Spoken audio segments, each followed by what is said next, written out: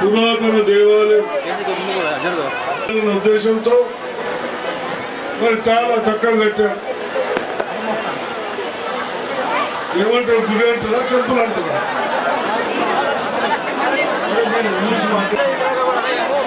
ఆలయమా,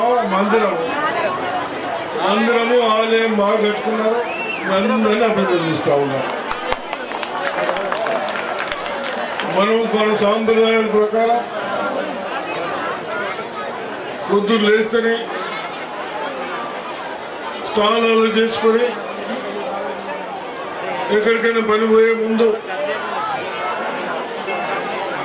మహాలక్ష్మి మాతని కానీ వెంకటేశ్వర స్వామిని కానీ శివుడిని కానీ ఒకసారి పూజించుకొని మనం పోయే పని కానీ మనం స్టార్ట్ చేసే పని కానీ చక్కగా నడవాలి. మనం అందరూ బాగా అభివృద్ధి చెందాలి. అటువంటి పంటలు బాగా పండాలి అన్న ఉద్దేశంతో మనం భగవంతుని ప్రార్థిస్తాం. మళ్ళీ ఒకసారి అందరినీ అభినందిస్తాం. మీరందరూ ఆ మందిర్కి కాంట్రిబ్యూషన్ అంటే అందరూ మంచి కింద పైసలు జమ చేసుకొని ఇంత చక్కని ఆలయాన్ని కట్టినందుకు మళ్ళీ ఒకసారి అభినందిస్తాను. తప్పనిసరిగా అన్ని బాగుండాలి.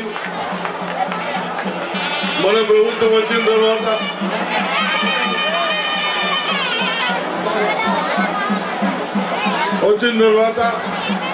పంటలు బాగా పడుతున్నాయి, ధరలు వస్తూ ఉన్నాయి, బోనస్లు వస్తూ ఉన్నాయి. మీకన్నీ బస్సులు కానీ గ్యాస్ సిలిండర్లు కానీ ఇవన్నీ వస్తూ ఉన్నాయి.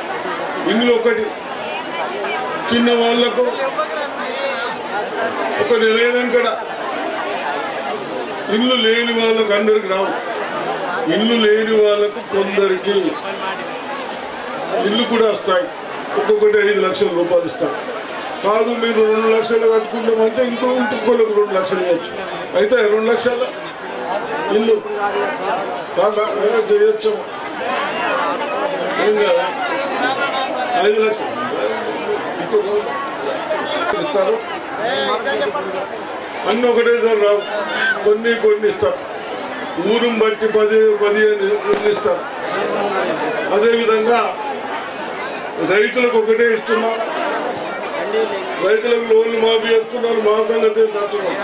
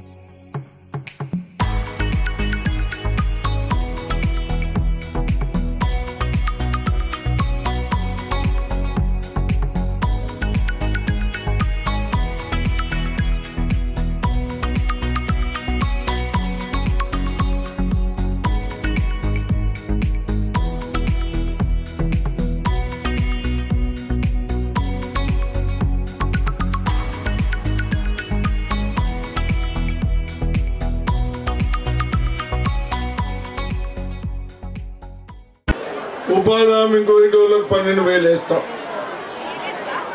అదేవిధంగా షుగర్ ఫ్యాక్టరీ స్టార్ట్ చేయాలా? చక్కెర ఫ్యాక్టరీ స్టార్ట్ చేద్దామా? చక్కెర తింటే చక్కెర బీమార్లు వస్తాయా? మన కేసీఆర్ సార్ మీ కవితక్క మన కవితక్కనేమో నడిచే ఫ్యాక్టరీ బంద్ చేసింది. పనిచేసి అడ్డీలకై 200 కోట్ల రూపాయలు బాకీలు. ఆ బాకీలన్నీ కట్టేసినాం. ఇప్పుడు ఎందుకు కట్టాం? 500-600 కోట్ల ప్రాపర్టీ భూములు అన్ని 3 ఫ్యాక్టరీలు కట్టాయి. ఆ కట్టకుండా ఇంత 500-600 పోతాయని అది కట్టినాం. ఇప్పుడు మీరందరూ రైతులు ఆఫీసర్లు చెప్తున్నారు. ఇప్పుడు సాల్వేలో మీటింగ్ పెట్టాం.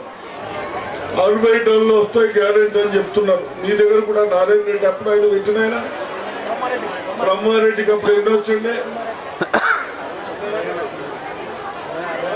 4 ఫీట్లు గ్యాప్ పెడితే 60 వస్తాయని చెప్తా ఉన్నారు.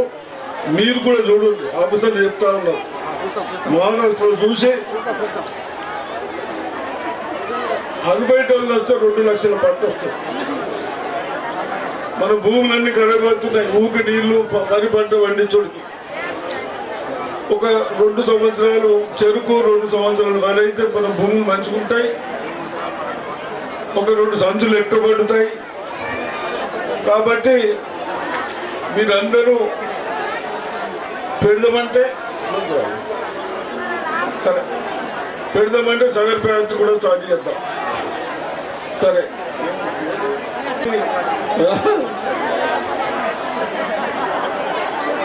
నేను ఎక్కడ నాకేటోడిని కాదు కదా, మాటలు చెప్పేటోడిని కాదు కదా, పని చేస్తోంది. మాటలు చెప్పి కనిపించుకుంటేనేమో సంతోషమే. ఇంకోటి చెప్తా ఉన్నా మీ అందరికీ, ఈ 10 ఏళ్ళు మీ కినాలు కూడా అసలు లేకుండే. ఆ కినాలు కూడా చేపిద్దాం. ఒక్కటి పంటలు పండే దానికి మీ అందరికి కావలసిన సౌకర్యాలు చేసుకుందాం. పిల్లలు చదువుకోనందుకు గవర్నమెంట్ స్కూల్లో ఒక్కొక్క ఇంగ్లీషు, మ్యాథ్స్, సైన్స్లో 75 మార్కుల కంటే తక్కువ రావు. నేను గ్యారెంటీ ఇస్తా. ప్రైవేట్ స్కూల్ పోతే 2 పిల్లలకు 50,000 పోతా ఉన్నాయి. 2 ఎకరాల పంట అడే పోతున్నది. అవునా? అందుకొరకు అది కూడా మంచిగా చేస్తున్నాం.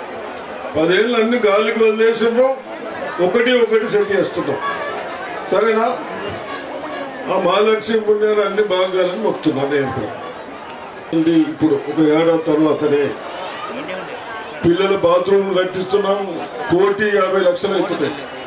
ఎవరికి స్కూళ్ళల్లో చదువుకున్న పిల్లలకు ఆ ఇల్లు రిపేర్ చేస్తున్నాం. ఇసుంటి పనులు చేసుకుందాం. అందరూ మురన్ రోడ్ వేద్దాం, వ్యవసాయం కోటానికి ఇవి చేసుకుందాం. ముందు జై శ్రీరామ్, జై శ్రీరామ్. ఈరోజు ఏదైతే పెగడపల్లి గ్రామం విలేజ్ డెవలప్మెంట్ కార్యక్రమాన్ని చేస్తూ ఇక్కడికి మమ్మల్ని అందరినీ పిలిచినందుకు మనస్ఫూర్తిగా మీ అందరికీ, గ్రామ ప్రజలందరికీ కూడా ధన్యవాదాలు తెలియజేసుకుంటూ, ఈ యొక్క వేదికపై ఉన్నటువంటి గౌరవనీయులు బోధన శాసనసభ సభ్యులు, మాజీ మంత్రులు సుదర్శన్ రెడ్డి గారికి, అలాగే వేదికపై ఉన్న నాయకులందరికీ కూడా పేరు పేరున నమస్కారాలు తెలియజేసుకుంటూ, గ్రామ ప్రజలందరికీ మరొక్కసారి ఈ యొక్క బ్రహ్మాండమైన గుడిని చక్కగా తీర్చిదిద్దుకున్నందుకు శుభాకాంక్షలు తెలియజేస్తూ, మా వంతు కృషిగా ఎటువంటి అవసరం ఉన్నా కూడా తప్పకుండా మేము నెరవేర్చడానికి రెడీగా ఉన్నామని తెలియజేసుకుంటూ, భారత్ మాతాకి, భారత్ మాతాకి. అన్నగారికి శాలువాతో సన్మానిస్తారు యూత్ పిల్లలు సభ్యులు.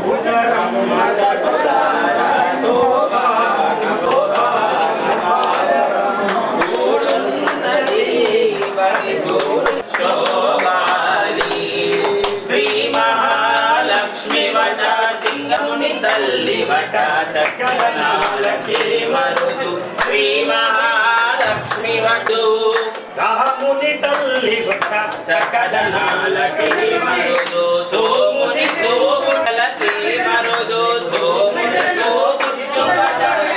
తోగులకే మరుడి కొడుదనారి